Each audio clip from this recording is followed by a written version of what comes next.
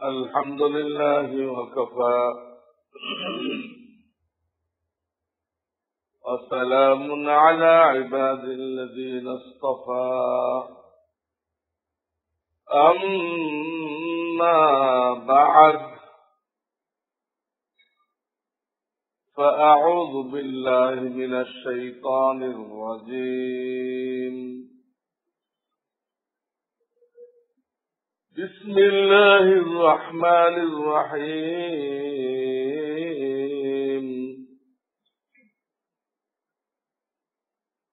ونفس وما سواها فألهمها فجورها وتقواها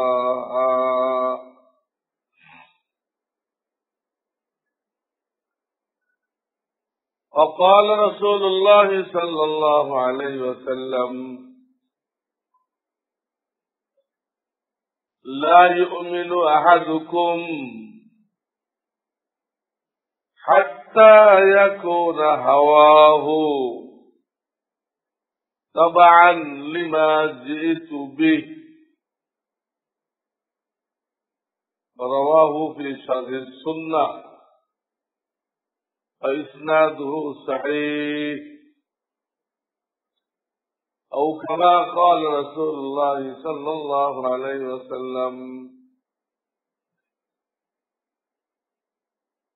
बुजुर्गान मोहतरम सूरह अश-शम्स থেকে দুই টুকরা আয়াতে কারিমা তেলাওয়াত করেছি এবং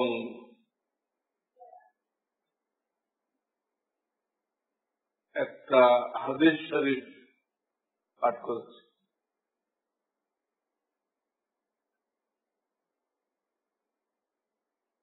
এই আয়াতের মধ্যে বলা হয়েছে এর পূর্বে রব্বুল আলামিন অনেকগুলো কসম খেয়েছেন, অনেকগুলো 8-10টা। এত কসম শপথ কোরআনে কারিমে আর কোথাও নেই।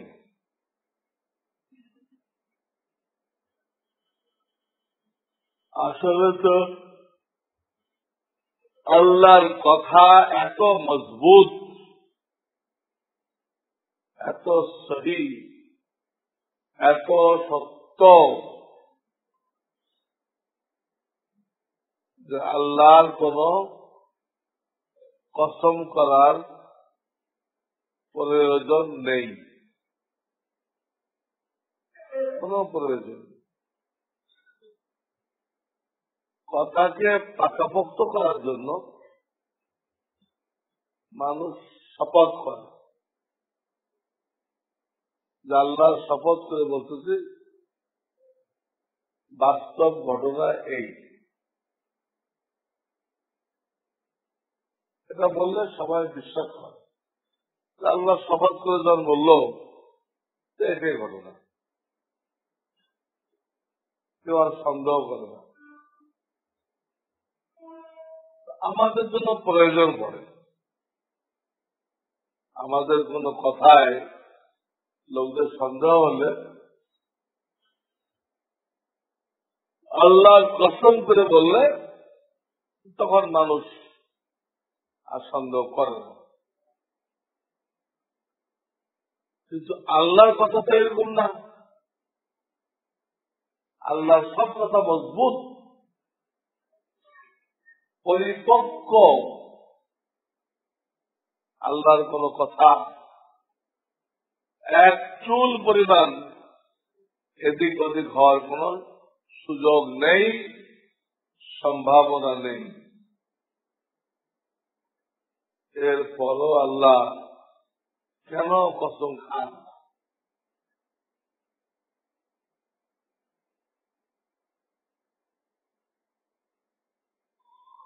উলামায়ে কিরাম লিখেন এটা আমাদের স্বার্থে। আমরা জালেম, আমরা আল্লাহর কথার যথার্থ গুরুত্ব দিতে জানি না, হালকা হালকা ভাবে দেখি গ্রহণ করি। যে গুরুত্ব দরকার ওটা আমাদের দিলের মধ্যে নেই।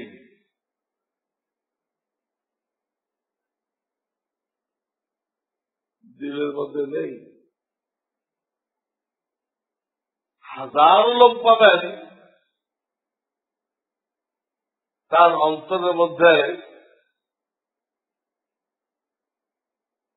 ফরজ নামাজের থেকে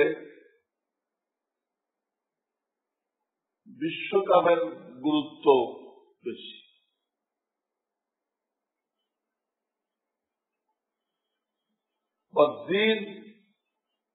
দিনই পড়া কষ্ট। তো এই অবস্থা হয়েছিল।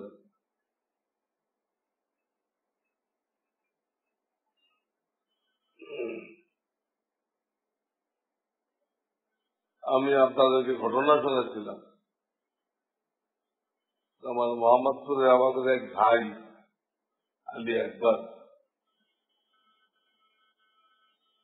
উনি নামাজে এসেছেন। এক যুবককে দাওয়াত দিতে, ভাতিজা চলো আমার সাথে, ঈশার নামাজ পড়ে আসে, জামাতের সাথে পড়ে আসে। এই দাওয়াত শুনে ভাতিজার চোখ উল্টে গেছে, চোখ উল্টে গেছে। সে বলতেছে, আপনি কি বলতেছেন? আপনি কিছু জানেন না? না তো, বিশ্বকাপ তো শুরু হয়ে গেছে, একটু জানেন না? ঈশান নামাজের কথা বলছে। আপনি বুঝেন বাস্তব ঘটনা যার সাথে ঘটছে উনি আমাকে শুনেছে। আমাদের ছেলে পেলে দিন তো কিছুই জানে না, দুনিয়াদারি পড়ে এই অবস্থা হয়েছে। তার সাথে ঈশান নামাজ ফরজ না, ঈশান নামাজ কাজা হইলেও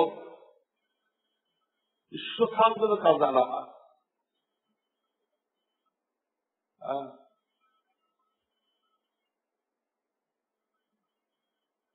আমাদের দেশের কোন কোন মন্ত্রীরা বলেছিল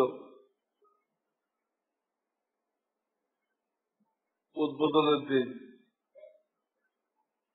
যে আমিও চেষ্টা করব পুরা বিশ্বকাপটা দেখার জন্য। দেশের একজন দায়িত্বশীল বলেছে। এটা পত্রিকার পাতা পড়ে আমি খুব দুঃখিত হইলাম, খুবই দুঃখিত হইলাম। একটা দেশের কর্ণধার যদি এই কথা বলে আমিও দেখবো সবগুলো খেলা, তাহলে সে দেশ পরিচালনা কি করবে? যে কেউ দেশ পরিচালনা করবে তার কাছে এই সময় থাকবে না, কোনদিন তার কাছে সময় থাকবে না। হযরত ওমর ইবনে আব্দুল আজিজ, তাকে দ্বিতীয় ওমর বলা হয়, ওনাকে যখন খলিফাতুল মুসলিমিন বানানো হলো, খলিফাতুল মুসলিমিন, উনি বিবিকে ডেকে বললেন মুসলমানদের এত বড় গুরু দায়িত্ব আমার কাঁধে আসছে যে তোমার হক আমার দ্বারা আদায় করা আর সম্ভবপর হবে না। তাহলে তুমি তালাক নিয়ে চলে যাও, তালাক নিয়ে চলে যাও, আরামে থাকো, আমার এখানে থাকো। আমাকে এত বড় দায়িত্ব দেওয়া হয়েছে, আমি তো সেটাই পালন করতে পারতেছি না, পারবো কিনা? তোমার দিকে খেয়াল কখন করবো, তুমি কি অবস্থা আছো, খেয়ে আসো না না খেয়ে খোঁজ করে দিতে পারবো না। এছাড়াও স্ত্রীও ছিল আল্লাহ আল্লাহ আল্লাহ আলী, তিনি পরিষ্কার বলে দিলেন, আমার সমস্ত হক থেকে আমি আপনাকে দায় মুক্ত করে দিলাম, আমার কোন হক সম্পর্কে আমার কোন দাবি নেই। আপনি মুসলমানদের খেদমত করেন, আপনি মুসলমানদের খেদমত করেন, আমার খেদমত আমি যদি আপনার একটু সেবা করে আপনার এই মহান খেদমতে শরীর পেতে পারি, তো আমি নিজের জন্য সৌভাগ্য মনে করব, আমার কোন দেখভাল আপনাকে করতে হবে না।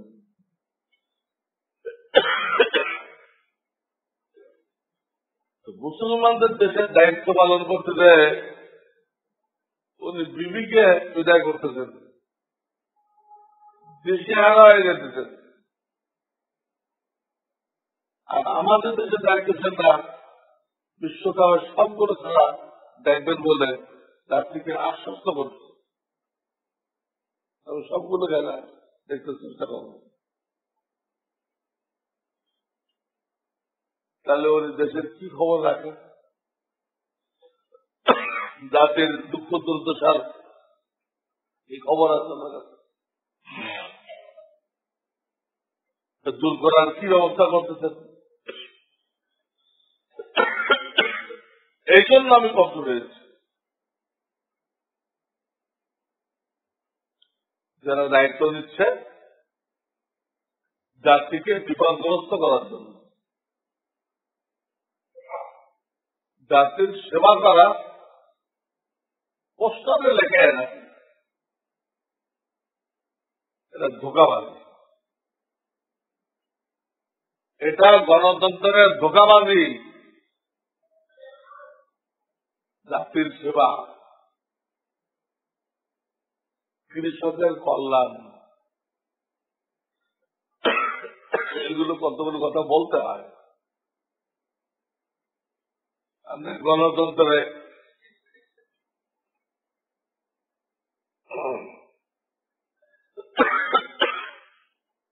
জয়লাভ করা যায় না।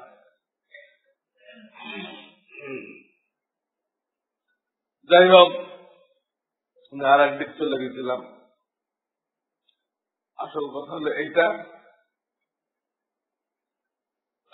আমাদের অনেকের কাছে দুনিয়া অনেক বড়,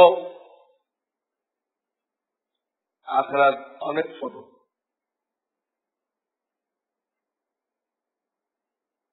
এই জাতীয় লোকরা যখন আপনি দিন বুঝাবেন, দিন তার মাথায় ঢুকবে না, তখন হয়তো বা আপনাকে কসম করেও বলতে হবে, ভাই আপনার বুঝে আসুক আর না আসুক, আমি আল্লাহর কসম করে বলতেছি পরকালে এই হবে। ওর মাথায় তো পরকাল নেই, ওর মাথায় ঢুকে গেছে বিশ্বকাপ, পয়লা বৈশাখী, মঙ্গল প্রদীপ, পয়লা ফাল্গুন, হিন্দুয়ানি তরিকা বাড়তে আছে, ইসলাম মিটে যেতেছে আর হিন্দুয়ানি তরিকা জিন্দা হয়েছে। এবার তো পয়লা ফাল্গুন পালন করা হয়েছে, সম্ভবত আর কেউ দেখে নেই, আরো কি কি পয়লা রয়ে গেছে আল্লাহ ভালো জানে। তো সার কথা আমাদের কসম খাওয়া লাগতে পারে কিছু লোকের বোঝানোর সময়, আল্লাহর তো দরকার নেই। কেন আমরা জানেন আমরা আল্লাহর কথার গুরুত্ব অনুধাবন করতে ব্যর্থ। তাই আমরা যাতে আল্লাহর কথার গুরুত্ব অনুধাবন করতে সক্ষম হই, তাই আল্লাহ দয়া করে এই জালেমদের বেঁচে যাওয়ার খাতিরে, দোজখ থেকে বাঁচানোর খাতিরে আল্লাহ কসম করে কথা বলতেছেন, আর 10টা কসম করছেন করে বলতেছেন অনাফসিন ওয়া মা সাওয়াহা, আমি মাওলা কসম করতেছি নফসের, ওয়া মা সাওয়াহা, আর ওই সত্তার যিনি নফসকে বরাবর করে দিতেন। নফসের কসম, আর যিনি নফসকে বরাবর করে দিতেন, বরাবর। সওয়াহা, সওয়া মানে বরাবর, এটা ফিরছে, তার ইঙ্গিত করা হয়েছে নফসের দিকে। নফসকে যিনি বরাবর করেছে, কি অর্থ বরাবর? কি জিনিস? মানুষের মধ্যে 2টা জিনিস আছে, একটা হলো তার শরীর, আর একটা হলো তার আত্মা। আত্মাটা ঊর্ধ্ব জগৎ থেকে আসে, আরশ থেকে। জান্নাত যেখানে 7 আসমানের উপরে, তার উপরে, সেখান থেকে আসে। এটা পুরো নূর আর নূর, আত্মাটা নূর। আর তার দেহটা, বডিটা, এটা এই জমিন থেকে আসছে। জমিন থেকে আসছে, জমিনের রস থেকে বিভিন্ন খাদ্য খাদক তৈরি হয়েছে, ফল ফলারি তৈরি হয়েছে।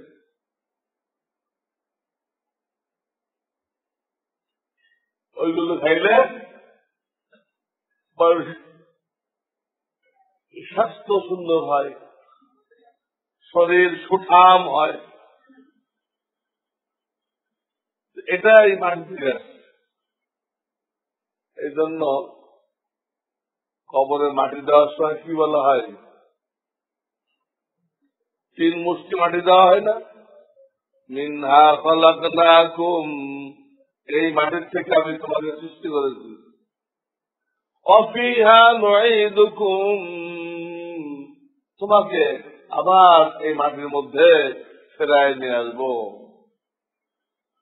অমিনহা নুখরিজুকুম তারাতান নুখরা,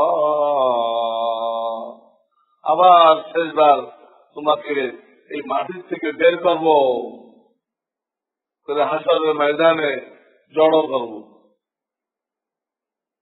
তো সেখানে তো একথা বলা হয়েছে, বডি কোন জায়গা থেকে,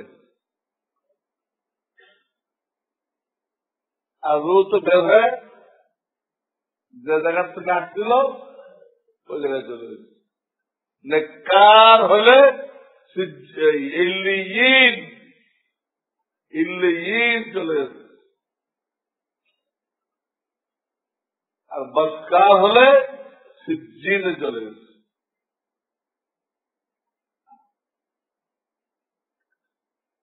তো এই যে মানুষের মধ্যে 2টা জিনিস আছে, একটা হলো রূপ, আত্মা, এটা নূর আর নূর। আর একটা হলো তার বডি, এর কোন লাইট নেই, অন্ধকার হি অন্ধকার।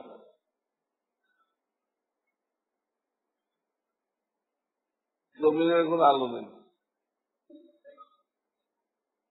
চাঁদের যেমন কোন আলো নেই, সে আলো সংগ্রহ করে সূর্য থেকে, তার আলো সংগ্রহ করে কোথেকে? সূর্য, নিজস্ব আলো। এই পৃথিবীর আলো নেই, এখানে জমিন থেকে যে তৈরি হয়েছে তারও কি নেই, আলো নেই। তারটা নুরানি, আর দেহ জুলমানি। নুরানি, জুলমানি, একটা আলোকিত, একটা অন্ধকারাচ্ছন্ন। রোটা আলোকিত, এটা অন্ধকার। এই হলো আত্মা আর বডির পার্থক্য। এই দুটোর মাঝখানে আল্লাহ বসাইছেন নফস। নফস সে আত্মার যে প্রতিক্রিয়া, তাসির, এটাকে গ্রহণ করতে পারে। আবার শরীরের যে প্রতিক্রিয়া, চাহিদা, দাবি, ওটাও গ্রহণ করতে, ওটা দূরে মাঝখানে তো আত্মা করে নিতে পারে, নুরানি হইতে পারে, আর বডিটাও নিতে পারে, নিয়ে অন্ধকার তিমির আচ্ছন্ন হইতে পারে।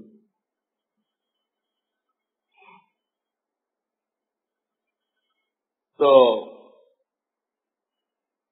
এই যে দুটোর থেকে তাসির দেয়, নফসটা আত্মার থেকেও তাসির দেয়, প্রতিক্রিয়া গ্রহণ করে, আবার বডির থেকেও প্রতিক্রিয়া গ্রহণ করে। এই দুই দিক দিয়ে সমান ভাবে প্রতিক্রিয়া গ্রহণ করতে পারে, নফসের এই যোগ্যতা আছে। এটিকে আল্লাহ কোরআনে বলতেছে ওয়াসাওয়াহা ওয়া নাফসিন ওয়া মা সাওয়াহা। নফসের কসম, আর নফসের বরাবর করে দিচ্ছি। এই বরাবর অর্থ সে রূহ থেকেও নূর নিতে পারে, সে বডি থেকেও অন্ধকার নিতে পারে।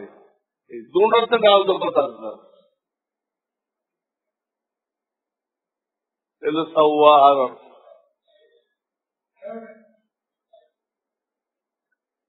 এখন যদি সে তার ভিতরে কিন্তু দুটো প্রতিক্রিয়া করতে থাকে, আত্ম প্রতিক্রিয়া ঘটে, আল্লাহর ইবাদত করো, গুনাহ ছাড়ো, এগুলো আত্মায় বলতে আসতে থাকে। আল্লাহর ইবাদত করো, গুনাহ করিও না। ওদিক দিয়ে বডি গতিতে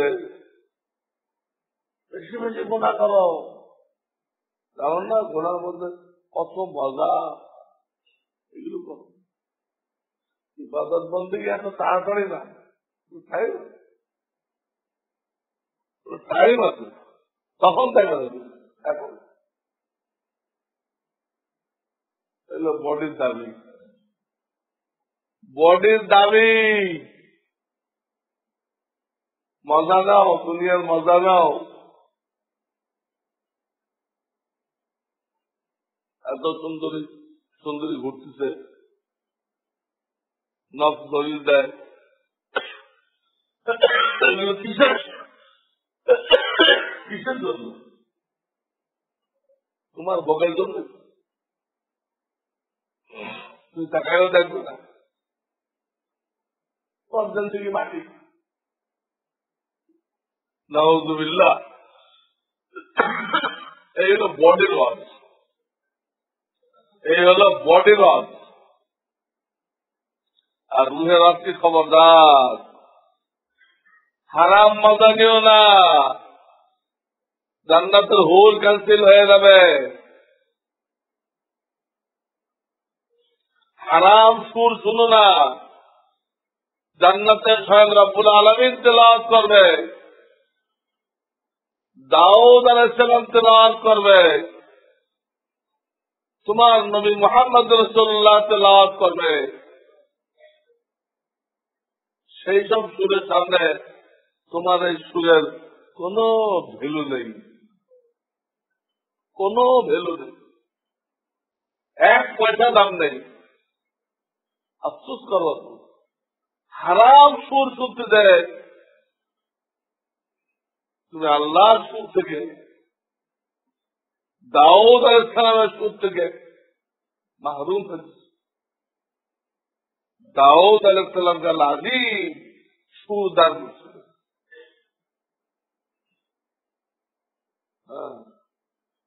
ওনার বাড়ি ছিল একটা খালের কিনারায়। উনি জবুর তেলাওয়াত করতেন, দরিয়া থেকে সব মাছ চলে আসে, দরিয়া থেকে সব মাছ খালের মধ্যে ঢুকে ওনার বাড়ির সামনে মাছ জমা হয়ে যেত।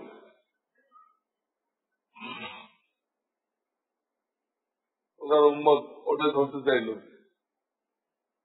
উনি মানা করলেন না, ধরো না, এরা তো আল্লাহর কিতাব শুনছে।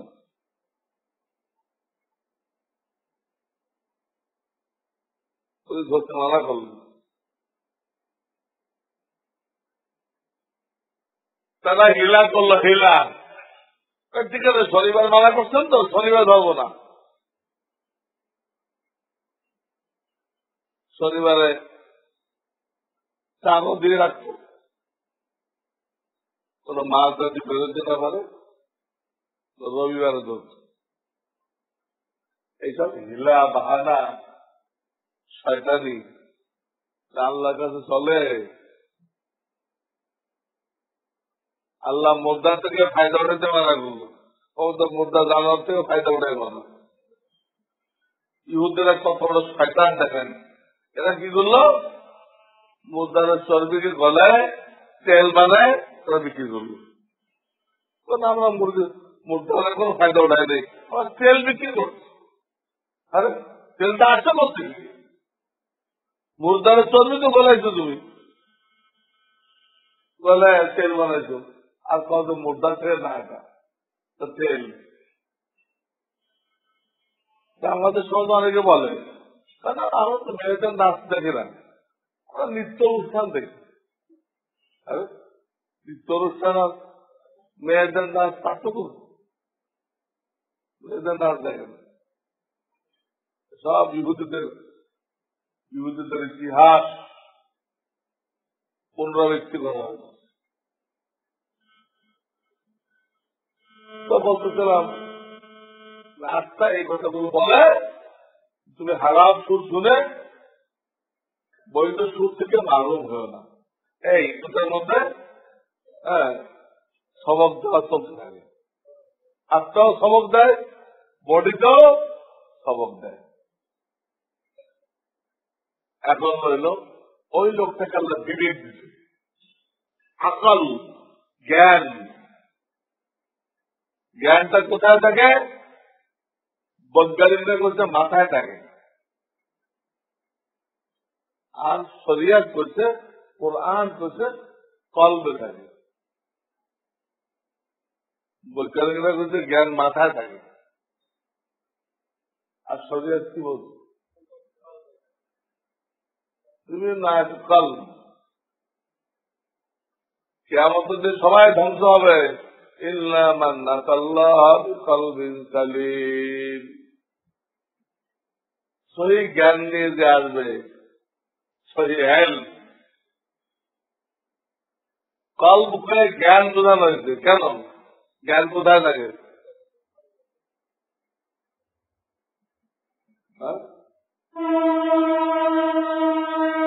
আরো বিভিন্ন আছে, আকলকে বোঝানোর জন্য আল্লাহ কল ব্যবহার করছে। কল দুই দিক তো সবক হইতেছে, আমাকে কোনটা দেবে? প্রত্যেককে আল্লাহ আকল দিতেন। জ্ঞান দিতেন। কেউ এই জ্ঞানের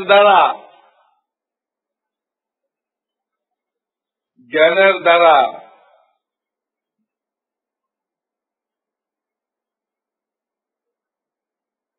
বডি যে গলত তালিম দিচ্ছে ওটার মোকাবেলা করে, ওটার সাথে যুদ্ধ করে ওটাকে বাতিল করে দেয়, যে কোনটাকে প্রাধান্য দেয়।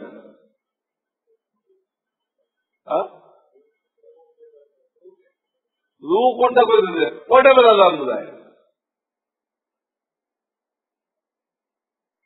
এই এক গ্রুপ কামিয়াব এর সম্পর্কে আয়াত আছে, হাদিস আছে। আয়াত কি? ওয়াল্লাযীনা জাহাদু ফীনা লানাহদিয়ান্নাহুম সুবুলানা। আমাকে পাওয়ার জন্য যে ত্যাগ স্বীকার করে, ত্যাগটা কি? বডিতে গলত তালিম দিচ্ছিল, অনেক মজা দেখাইতেছিল, ওগুলো সব কোরবানি করতে হয়। কোরবানি করতে দেয়, অনেক কষ্ট করতে হয়,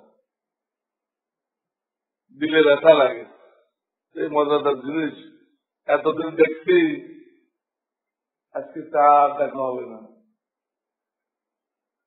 দিলে কষ্ট লাগে কিনা? সারা জীবন টেলিভিশন দেখছে, আজকে সে ডক্টর সাথে মোকাবেলা আছে, আজকে সে আর দেখবো না।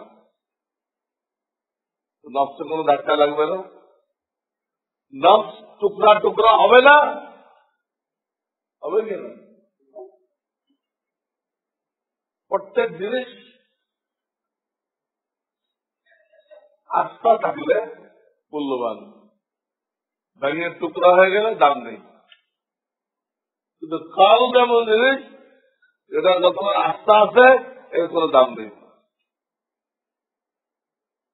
আর যখন দেহর তালিমের সাথে মোকাবেলা করতে দেয়, মুজাহাদা করতে দেয়, সংগ্রাম করতে দেয়, টুকরা টুকরা হয়ে যায়, এই কর্মের আল্লাহ কাছে খুব দাম দেয়। কর্ম টুকরা হলে দাম, আস্থা থাকলে আনা ইন্দাল মুনকাসিরাতি কুলুবুহুম, আনা ইন্দাল মুনকাসিরাতি কুলুবুহুম। এক হাদিসে কুদসি আছে, আমাকে পাওয়ার জন্য নফসের বিরোধিতা করতে দেয়, নফসের বিরোধিতা করতে দেয়, যাদের দিল টুকরা টুকরা হয়ে গেছে, আমি মাওলা সেই দিলে আছি। আনা ইন্দাল মুনকাসিরাতি কুলুবুহুম, মুনকাসিরা মানে টুকরা টুকরা হয়ে গেছে। এটা আল্লাহ বলছেন, আল্লাযীনা জাহাদু ফীনা লানাহদিয়ান্নাহুম সুবুলানা। আমাকে পাওয়ার জন্য ত্যাগ স্বীকার করবে, নফসের সাথে লড়াই করবে, আমি তার জন্য হেদায়েতের দরজা খুলে দেব। হেদায়েতের অনেক স্তর, সে এক স্তর থেকে আরেক স্তরে যাবে। সাধারণ মুমিনদের এক হেদায়েত, সালেহীনদের এক হেদায়েত, শুহাদাদের এক হেদায়েত, সিদ্দিকীনদের এক হেদায়েত, নবীদের এক হেদায়েত, অনেক স্তর। আল্লাহ এই হেদায়েতের দরজা তার জন্য খুলে দেয়। আয়াত আর হাদিস কি আমি শুরুতে পড়ছিলাম, লা ইউমিনু আহাদুকুম, তোমাদের কেউ মুমিন হইতে পারবে না, তাদের কালেমা পড়ো। আর আগে আগে মসজিদে যে পয়লা কাতার বয়ে থাকো, মুমিন হইতে পারবে। লা ইউমিনু আহাদুকুম হাত্তা ইয়াকুনা হাওয়াহু তাবআন লিমা জিতু বিহি। যতক্ষণ না তোমার নফসের ঝোঁক আমি যে শরীয়ত আনছি ওদের অনুকূলে না হবে, আমি আল্লাহর পক্ষ থেকে শরীয়ত আনছি। তোমার নফসের ঝোঁক, নফস আত্মা আর বডির মাঝখানে ও ঝোঁক কিন্তু দুদিক আছে। এই হাদিস কোনটা দুদিক থাকতে হবে না, ঝোঁকটা হইতে হবে আল্লাহ হাবিব যে শরীয়ত আনছে ওটা দিয়ে হইতে হবে। ওটা থাকলে আমি করবো, ওটাতে না থাকলে শরীয়ত যদি বলে হ্যাঁ তোমার এই খায়টা পূরণ করা যাবে করবো।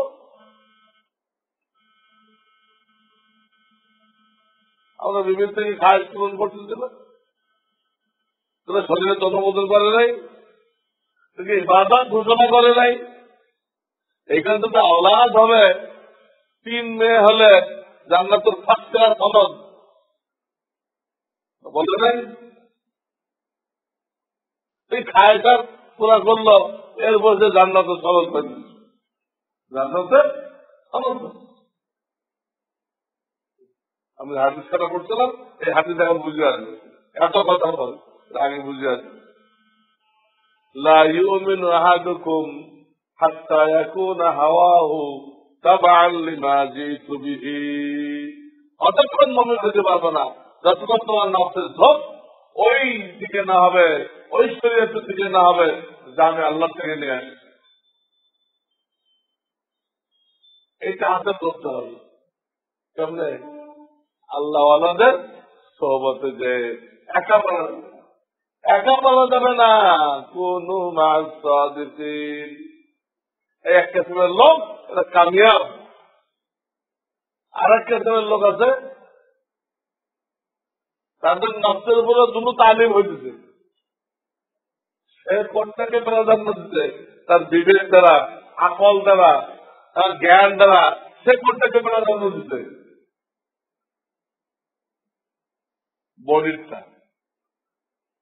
বডিরটা প্রাধান্য দিচ্ছে।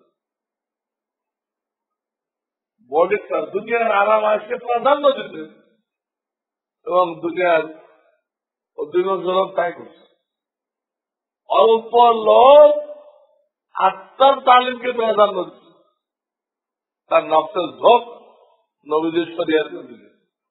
অল্প লোক, আর বেশিরভাগ লোক বডির তালিমকে প্রাধান্য দিচ্ছে।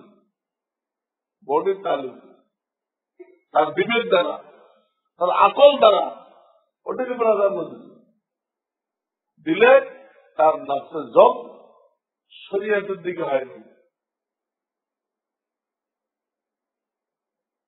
তার নফসের ঝোঁক হয়ে গেছে শয়তান যে ফর্মুলা দেয় মানুষকে গুমরা করার জন্য, সেদিকে শয়তানের দিকে। কারণ নফসের ঝোঁক শরীয়তের দিকে, কারণ নফসের ঝোঁক শয়তানের দিকে। এই লোক ধ্বংস হয়ে গেছে, এর জীবন 16 আনা নিচ্ছে ব্যর্থ। নবীদের চাচাকে নবীদেরও দাওয়াত দিল, আবু জাহালও দাওয়াত দিল। চাচা অনেক চিন্তা ভাবনা করে বলল, আমি জানি তোমার দিন, তুমি যে দাওয়াত দিচ্ছ এটা সবচেয়ে ঠিক, এটা সহি, আমি জানি, কিন্তু আমি কি করব? আমি যদি তোমারটা মানি, আমার মৃত্যুর পরে কুরাইশের মহিলারা আমাকে কাপুরুষ বলবে। আবু তালেব এত বড় কাপুরুষ ছিল, মৃত্যুর সময় বাপদাদার ধর্ম ত্যাগ করে মরছে, আমাকে কাপুরুষ বলবে, আমাকে গালি দিবে, এইটা আমি বরদাস্ত করতে পারবো না। এই জন্য তোমার দিন, তোমার ইসলাম পুরা সহি, আমার বুঝে আসা সত্ত্বেও আমি এটা মানতে পারলাম না। ক্লিয়ার বলতেন বুখারী শরীফের হাদিস, না আমি আগুনকে প্রাধান্য দিলাম, আগুনকে প্রাধান্য দিলাম। আলাল আর লজ্জা দাও, আমি মরে গেলে মহিলারা লজ্জা দিবে, এই লজ্জা যাতে না দেয় এই জন্য কোনটা প্রাধান্য দিলাম? দোজখের আগুন। তো ওনার মধ্যে দুটো তালিম হয়েছে, উনি বুঝে শুনে কোনটাকে প্রাধান্য দিলেন? বডির তালিম। এটা ক্লিয়ার বলেও দিলেন দোজককে গ্রহণ করল না মানে দোজক। তো আমাদের প্রত্যেকের উপরে কিন্তু এই মেহনত চলছে, আত্মার এক মেহনত, বডির এক মেহনত, মাঝখানে রয়ে গেছে কে? বিবেক। কোনটা বিবেক? কোনটা বিবেক? আল্লাহ ওয়ালাদের সোহবতে গেলে আপনি আত্মাটা দিবেন, আর অসৎ বন্ধু বান্ধবের সোহবতে গেলে, অসৎ বন্ধু বান্ধবের সোহবতে গেলে কোনটা দেবেন? বডি। প্রত্যেকে ফয়সালা করেন কোনটা দেবেন। এর উদাহরণ এই, একটা ছেলে কথার কথা ব্রিটিশ সিলেবাস পড়ে, সেখানে শরীয়তে যত কিছু নিষেধ করা হয়েছে ওইগুলোর নাম রাখা হয়েছে উন্নতি, প্রগতি। শরীয়তে যত কিছু নিষেধ করা হয়েছে সেগুলোর লেভেল লাগানো হয়েছে কি যে মধুর ডিব্বায়, হ্যাঁ লেভেল লাগানো হয়েছে, হ্যাঁ না বিষের ডিব্বায় লেভেল লাগানো হয়েছে খাঁটি মধু, ওর ভিতরে কিন্তু বিষ। ব্রিটিশ সিলেবাস এই কাজটা করছে। বিষের ডিব্বার মধ্যে কি লাগাইছে? লেভেল লাগাইছে কি? খাঁটি মধু। খাই দেখেন খাঁটি জাহান্নাম, পিওর জাহান্নাম।